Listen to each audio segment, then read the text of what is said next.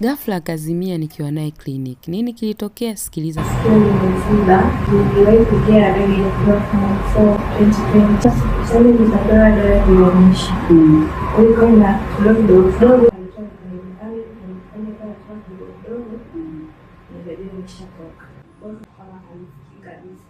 From 2020 mpaka leo 2026. Hamna shida, tutaangalia. Nenye shida ni la upande gani? Mguu wa kulia. Na upande wa kushoto. Haina shida, sikio liko wazi.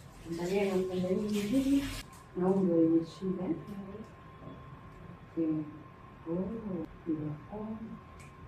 Ile haraka haikuisha lote. Hilo hapo.